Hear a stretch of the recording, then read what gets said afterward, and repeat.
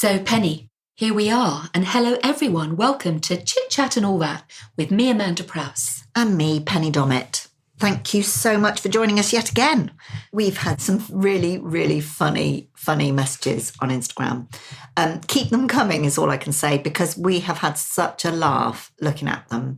And thank you for the really nice things that you're saying. We are having so much fun doing this. It gives us a chance to decompress, Really debrief. It really does. And I think the idea that people are listening along with us and joining in. And apparently, as one lady, Lisa, was saying on her message to us, that she kept joining in and forgetting that we couldn't hear and was quite frustrated for the fact that we weren't answering her. But we can answer you because you can contact us on our Instagram page, which is At the Chit Chatters. Will I ever learn that properly? Probably not. Probably You keep not. adding an on the end, so Chit Chatterers. I know. But we're not. It's the only one I could get. At the Chit Chatters. At the Chit Chatters. So yeah, send us your questions, send us your comments and keep up to date. Meanwhile, we shall get cracking with another edition full of codswallop, claptrap and tittle-tattle. There's some words for you this week, Pen. Oh, I love a bit of tittle-tattle. Love a bit of tittle-tattle. That's a whole story. I'm going to tell you a word that I have learnt this week. Oh? Yes, you know me, I love a word. You do? What do you call the dot over an I and a J? I don't know. A tittle. A tittle? Isn't that interesting? Where do you think tittle-tattle comes from? I mean, who knows? Does anyone know? Please contact us. So yes, please do let us know all about your tittles and your tattles. Most definitely. I wanted to tell you, Mandy, because I have had a very frustrating week with the weather. I know I'm forever talking about the weather, but it's such a huge part of everyday life for me with the work that I do. And I know it is a very small part of my life in comparison to farming and people whose livelihoods really do depend on it. But it just makes life so much more complicated. And the other morning, it actually wasn't raining and I needed to walk the dog. So I decided I was really going to go for it and have a wonderfully long walk. We're very lucky around here. We actually don't live very far from each other. We can both see the Severn and the bridges from our individual houses. Penny made me buy a house near her. That's a very long story for another day. That's another story. Well, I just couldn't believe that you didn't have a house. No. I mean, I just found it quite strange. But anyway, that's another story. So I decided to take my favourite walk. I love a forest woodland walk. For me, it is definitely one of my best happy places. Have you heard of Shinrin-yoku? I haven't. Say it again. Shinrin-yoku. It is the Japanese art of forest bathing. Oh, Pen, I love the sound. I thought you were going on to Shakti mats again from last week and I was getting very worried. No, I probably haven't pronounced that correctly. Shinrin-yoku. Yes, it's the art of forest bathing. Apparently it's a big thing in Japan. But I like to do my own version of it, just locally. I strip naked, roll in the bark. I care not who's coming along. It is, I do definitely feel a sense of calm and I can feel my blood pressure dropping as I'm walking through these magnificent trees. So is that just because you're near trees or in nature or what's the reason? I don't know what it is about trees. I think it's their longevity. Somehow, I just think they've been around. I often wander along and think, I wonder who else passed by here 100 years ago. But I think I should just say I've seen most of your neighbours. It was them. Yes, that's very true. That's very true. We are very lucky in this country because we get this huge array of different trees, native trees, because of the rainfall and because of the climate that we have. They're all so different and they are the habitat for a lot of wildlife. For me, I just love it. I mean, I love the woodland floor, especially at this time of year. You've got a lot of the wild garlic coming up, which is fantastic. The smell as you walk through is wonderful. Like being in Pizza Hut. It is a bit. It is a bit. And mind you, it does make me laugh when all these trendy chefs are saying, oh yes, you can just go and pick a bit I've been of wine. foraging. Yeah, I've Done been a bit of foraging. foraging. Yeah. And I just hope nobody ever listens to them, because quite often where there is wild garlic, there is cuckoo pint, arums, dog mercury. They're all poisonous. Oh. And you'd only have to pick a piece of that, put it into your pesto, your wild garlic pesto. Your poison Yes. pesto. The poisoned pesto. Wasn't that an amazing film? I'm going off at a complete tangent there. The poison pesto. No, the poison in the chalice from the palace. Penny, have you had a cup of tea this afternoon? Have you managed to slip a gin in there without me knowing? Well, I am beginning to wonder. Won't be the first time. Anyway, so for me, the woodland floor, the sound as you're walking through leaves, the bird song, very exciting for me this time of year. The thrush is back. Oh, Pen, I've got Caniston Duo. Literally, honestly, it's a godsaver. You take a tablet or a pessary, bit of cream, Bob's your uncle, you'll be fine. You do lower the tone. I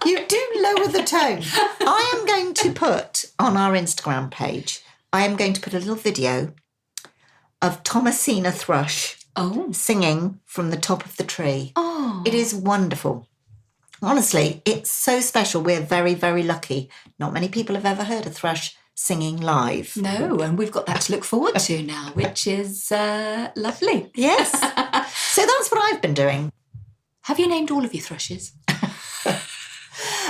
You don't get many. They're very territorial. Thomasina thrush. Yes. And they always are in the very top of the tree, and they are so loud. You'll see when I post it. You'll be amazed. I'd love to hear of it. If anybody else has got a thrush in their garden. Or a cure. Let us know. Definitely. I think yogurt. Definitely. This is funny. So I also love a tree, but on a different scale, really, because my granddad was a docker, worked in the docks all his life from when he was 14 up until he retired. In fact, they closed his wharf down to build Canary Wharf, which was quite something. And he knew all about timber because he was responsible for all the boats coming in, bringing timber into London from all over the world. And he used to find it amazing, this man who never really left the East End of London, but had his hands on things that had grown in a Russian wood or Nordic, some Nordic trees or, from anywhere, from North America. And he found that absolutely incredible, all that history in that wood. And that it travelled and he could actually touch it. He found it all quite amazing. Could he actually distinguish which wood came from which tree? He could, from the scent, from the grain, from the bark. He was a real tree aficionado. I mean, he didn't know much about anything else. West Ham was his second probably subject of expertise, but he knew all about trees and it was quite fascinating. Although I found it quite dull, I think, when I was young. I found it quite boring. But how I wish he was alongside me now to go for these walks. I would love that. But for me, I much prefer a coastal walk. Of course, you love it down at Ilfracombe, don't you? I do. That is my happy place. I write about Ilfracombe. I talk about it. I obsess about it. It's definitely my happy place. In fact, my book that's coming out in August, Swimming to Lundy, is based in Ilfracombe. Not just based in Ilfracombe, but based in real houses and real cafes and real places. So people will be able to actually go and do a walk around and see the benches where our characters are sitting. It should be quite fab. But for me, there's something about looking at the sea. I do love to go to the sea. And if we ever do take a holiday, we brushed on that last time. If we ever do take a holiday, I need to be near the sea to feel like it's so different from here. Because obviously where we live is so green. And then when you go to the coastline, it tends to, the whole colour of your world changes, doesn't it? It does. And there's something really evocative about the smell of sea air, even just fish and chips eaten outside. The squawk of a seagull and just people enjoying themselves and the way that people act when they're on holiday. It's just so lovely to see kids carefree running with a bucket, and I love it. Which was your book that was set in Cornwall that had the wonderful girl with the beautiful name Merrin? I love that name. You do, I know. Let's face it, Pen, names are quite contentious when it comes to you and I, because I think we mentioned that we were such good friends that I could say to you, this isn't a present I want, and give it back. That also extends to the fact that you very often don't like my characters' names. It's not I don't like them. Oh, I think you don't like them. Sometimes I'm just a bit confused as to why you chose it. Of all the names in the entire world you could have chosen, but then you choose that one. And I think, I mean, for me, Food of Love was the very first book of yours I ever read. You gave it to me in Australia and said, here, read this. And I read it, and within about 3 pages, I thought, who calls their main character Lockie? And I can remember you saying just that. Well, I didn't say it quite as bluntly as that, hopefully. I think she did. Yes. But yeah, so going back to Cornwall, that book, I can't remember which one it was. To Love and Be Loved. To Love and Be Loved. Seriously, I could envisage that walk across the cliffs that Merrin took. It was really descriptive. It was wonderful, really wonderful. Thank you, Pen. That means a lot. And I actually only write about places I've been, because I think it'd be really hard to make it an authentic story if I haven't actually visited somewhere. So, I mean, my books span, you know, they can be set in Oslo, Epsom. That's one particular book. That's The Day She Came Back, is set in Oslo and Epsom. But anywhere in America that I've been, or all over Europe, if I can't picture the place and smell the air and taste the food, if I can't describe what the light is like at sunrise and at sunset, I think my readers aren't going to feel it. They're not going to be able to place themselves there. So it's very important I only write about places I've been. So how much research do you do? That's a good question. In truth, it depends on what I'm writing about. So if it is something like Swimming to Lundy, as we've already touched on, that comes out in August. Did I mention that? Out in August, August the 6th? Available for pre-order now. I can't wait. For me, it's really important that I get it right, because I want to honour the town of Ilfracombe. I want that to be the star of the show, and I think it is. When I'm writing about a topic that's slightly more harder hitting, for example, Another Love, which is a book set in Bristol, about a woman who's an alcoholic, and how she's a very smart academic. She has a fantastic marriage and a beautiful daughter and a lovely home.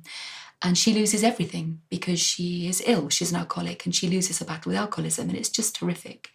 I had to do quite a lot of research because I knew what it was like to be drunk. I knew what it was like to have an unhealthy relationship with alcohol, which I certainly did during my teens and early 20s. But I wanted to get the detail right. I wanted to talk to someone who was suffering with this horrific illness and say, what's it like if you don't have a drink for 5 hours, 10 hours, 12, 14? How do you feel? Do you ever get really drunk? Do you have hangovers?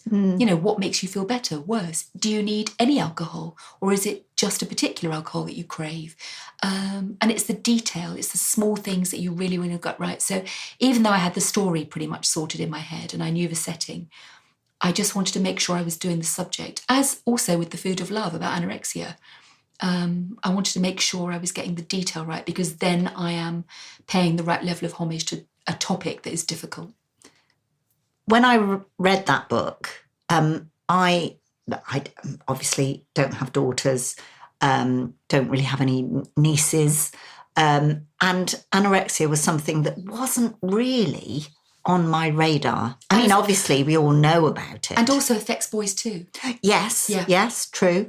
But I hadn't really had anything to do with it. And I did find, reading that book, there were certain things that I was quite surprised to learn. Yeah.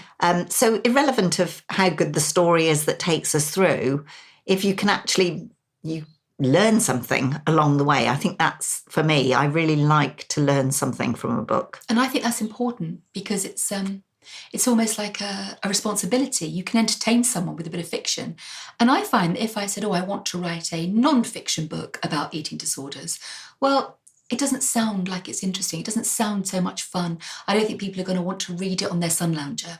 But if you put it into a fictitious story, it kind of allows people the opportunity to experience it in a way that isn't too telling. Preachy. Exactly the word. It isn't preachy. It's much more sort of observational.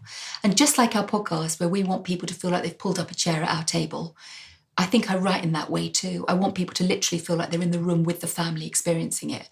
And I've suffered with it, horrible.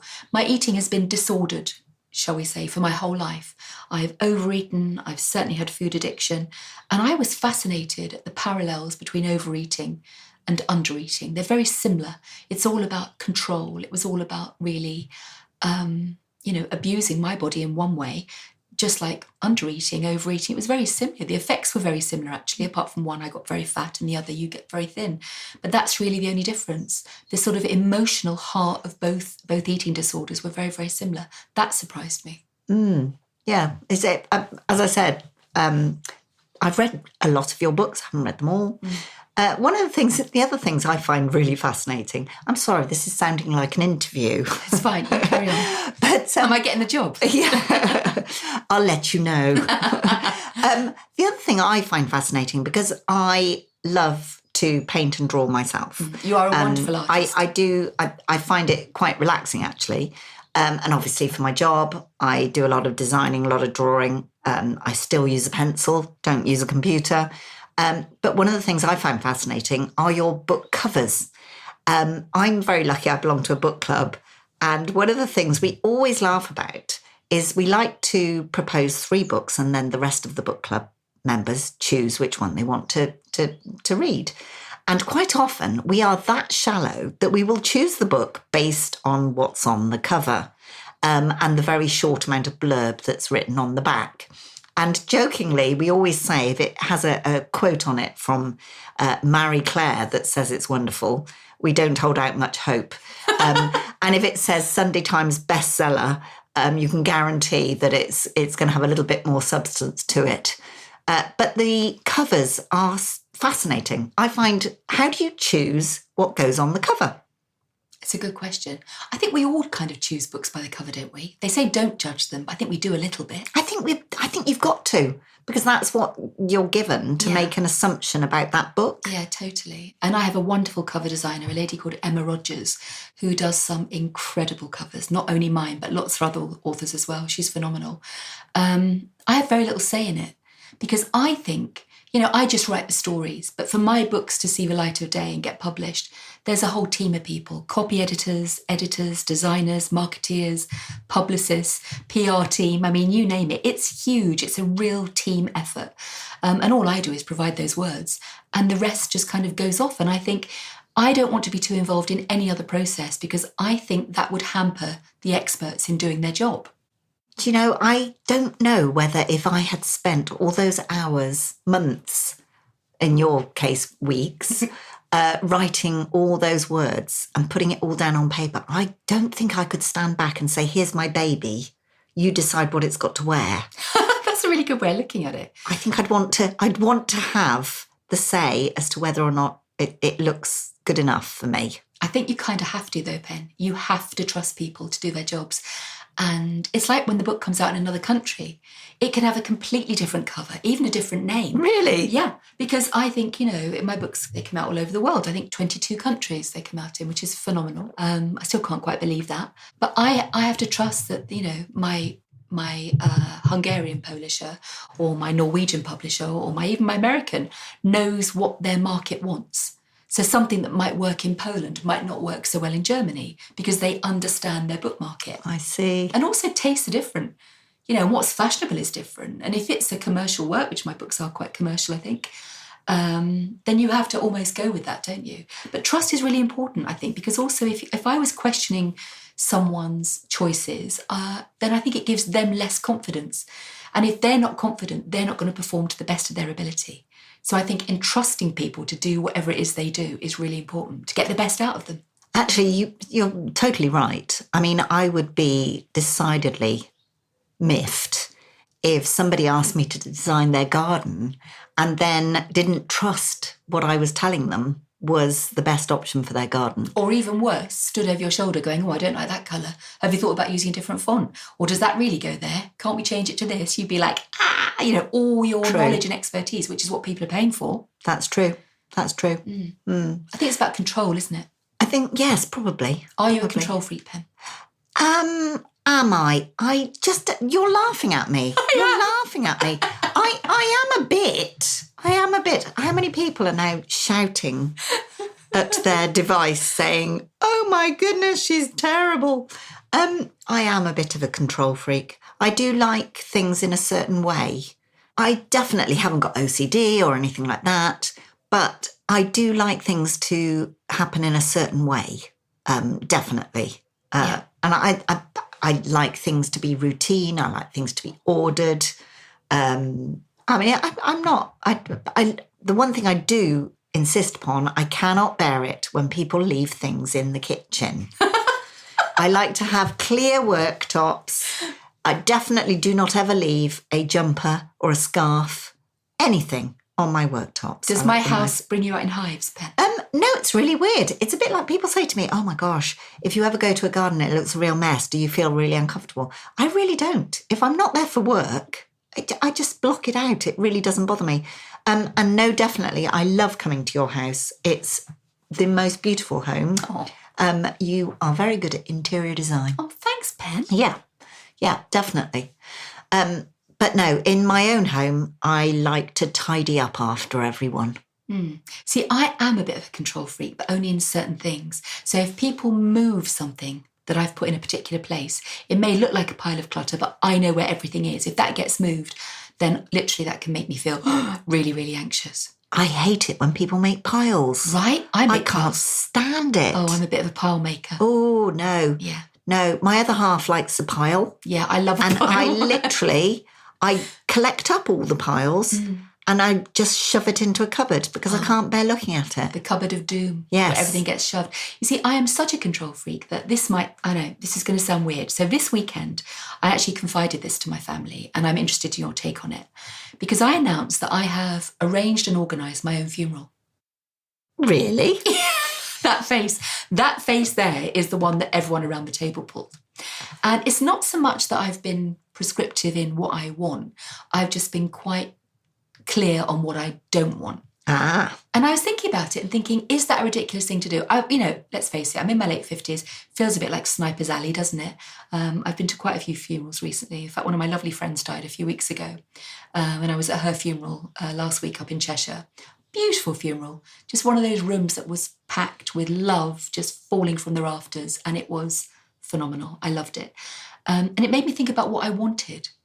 And I decided, you know what? Hopefully, if I'm very, very lucky, I will go before the rest of my family, which is my plan. That kind of feels like it should be the natural order of things, doesn't it? If you're very, very lucky, as I say. And I thought that would be one less thing for them to have to think about or worry about. If I've said, here's the folder with my playlist, obviously a bit of Duran Duran, a bit of Depeche Mode. My other half wants us all to sing Is This the Way to Amarillo? I'm so in with that. Well, yes, you see, but I'm a bit cross with him because I'm saying, well, I won't feel like singing that. Pen, I will make sure, literally, we'll conquer it. I can't see it being done any other way. And that's what we're doing. But, it's funny, isn't it? Because what do you do? Is it when someone passes away, it's their last wishes, right? It's kind of the last decent thing you can do for them is honour what they want. And it feels like a responsibility to get that right. Are you going to make me do something ridiculous? I've put you down for a reading. Oh, thank you. But don't worry. Can I read it first? Yes. I'll send it to you later. I'll send it to you later. Can I have a practice, please? You can. I do think it's strange, though, because in this country, we are not very good about talking about funerals. We're or bad. Death or illness. We're just not very good at. We're very British, aren't we? Yeah, but we need to get better because it is the one certainty. It is, but it still is something that I think a lot of people have difficulty discussing. Yeah. But even, do you know what? Even if you can discuss it in a funny way, it doesn't have to be a very deep and meaningful. Can you sit down? I need to tell you something. Exactly right. And I think you can. I mean, my other half's family have this wonderful expression. His mum always says, when she's gone to Weymouth. I'm not entirely sure why, but they talk about when she's gone to Weymouth and what she wants to happen when she's gone to Weymouth. And I don't know quite why Weymouth was chosen. I have been. I do understand. I'm joking. But it's a good way for the family to actually have a conversation where everybody's keeping it light, but actually things can be said. It's really important. I mean, we've both had, we both lost siblings in the last year, which is another horrible unifying thing that we've both been through.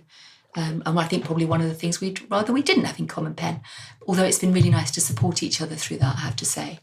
And I think not only the shock of losing a sibling is terrible, but also supporting everyone else in your family because you're all in the same boat is really hard. You can't really almost give in to your own grief when you're trying to keep everyone else afloat. It's tough. But also the fact that we are bad at talking about death and passing was kind of an added element that doesn't need to be there. You know, if we were much more sort of au fait and comfortable at talking about it, I think it might have made things slightly easier. It's never going to be easy, but maybe easier, I don't know. Yes, it is a difficult one, though, because a lot of people don't want to be made to talk about it. No, and that's fair, isn't it? Well, I think, that's your right if you don't want to discuss it. But as you say, it just makes it that much more difficult for everyone else afterwards. And culturally, I don't know, our funerals are quite sombre, or they can be, and it's all quite enclosed and quite dark and quite cold and quite, lots of velvet curtains and things. And I look at the funeral customs of other cultures that are almost, celebrations, and cultures that actually still celebrate their dead, like in Mexico and South America and all these places where it's much more, it feels like more fun. Please don't tell me you're going to be wanting to be put onto a boat and pushed out and set on fire. Well, I am a Viking. Are you? I have told you about this. No, This is ridiculous. So my family are, we are from the East End of London, immigrants at some point, definitely peasant stock, you can tell by my hips. And, I don't know what it was, but the first time I went to Norway was on a book tour.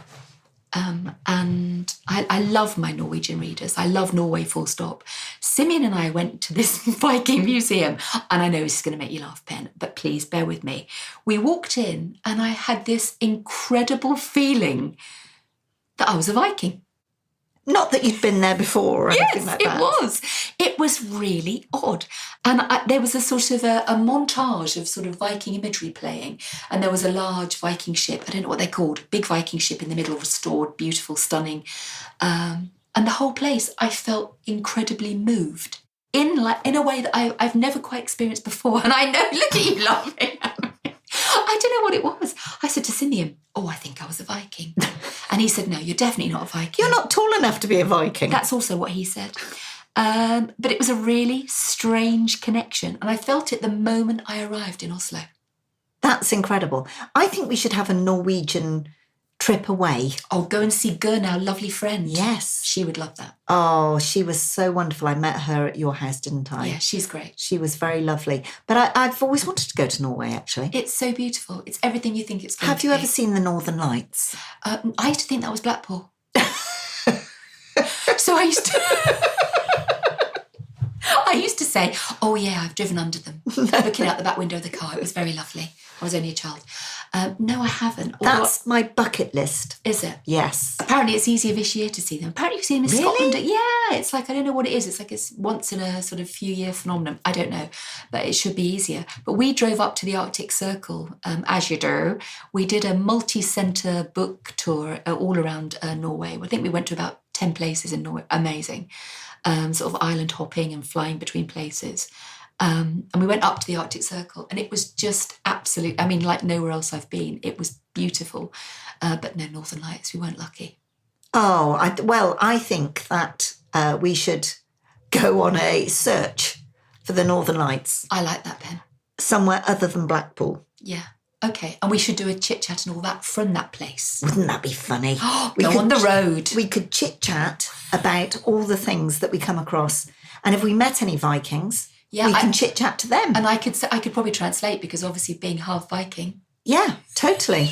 Totally. Have you ever been anywhere, though, and thought, I've been here before? I thought you were just going to stop at that point and go, have you ever been anywhere? Have you ever been anywhere? No. No, not out of my postcode. I've told you that already. Exactly. Yes. But have you ever been somewhere and thought, do you know what, this is familiar to me? I have had quite a few instances of déjà vu. Have you? But no, I mean, I'm really boring, aren't I?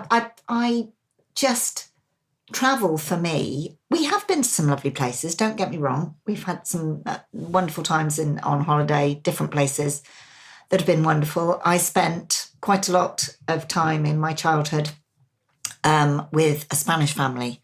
We lived in Madrid and in the north of Spain as well. Very, very precious times, very precious times. I lost my mum when I was just 10, and they provided a family, really, for me that was sort of normal. And I should just say I've met your family. They're not normal, Pen. None of them are normal. Totally not. But it was very, very important to me at that age to have that family around me. And I often thought if things had been different, I would have probably gravitated back to Spain. And I do love it. Whenever we go over to Spain, I absolutely love it. Feel very at home. Yeah. But apart from here, I just love being at home. I mean, I know I am very lucky to live here. But yeah, that for me is a special place. I think we should definitely go to Ilfracombe as well. Oh, yes. Let's go. Let's go. Let's book all these places in. Should we do that? Yes. Maybe anyone who's listening who lives in these places could join us. That would be fun. And they could tell us the best places to go. Exactly. Anywhere we might have missed. Some good walks. Oh, yeah. Have you ever snowshoed? I beg your pardon. I'm thinking Norway now. Are you thinking Norway? Snowshoed. What do you call it? I know what you mean. Cross-country... No, the cross-country Well, you put the tennis skiing. rackets on Yes. the ship. No, I've never done Don't that. try tennis rackets. I think there's proper shoes you can have now. Really? Yes. Yeah. But that would be quite exciting, wouldn't it? We should write up a list of all the things we're going to do. Oh, that would be good. People could send in suggestions. Love that. Things we could do together. Yeah. And any good forests. We could do some forest walking. We could, and I could take you on some coastal walks. Yes. Oh, That bit would of be sea really good. watching. Yes. We should do that, Pen. Well, do you know what? Another lovely time chatting to you, Penny. Thank you so much. And I really hope everyone's enjoyed listening to this episode of Chit Chat and All That. Please join us next week at the same time from wherever you get your podcasts for our next episode. Until then, you take care.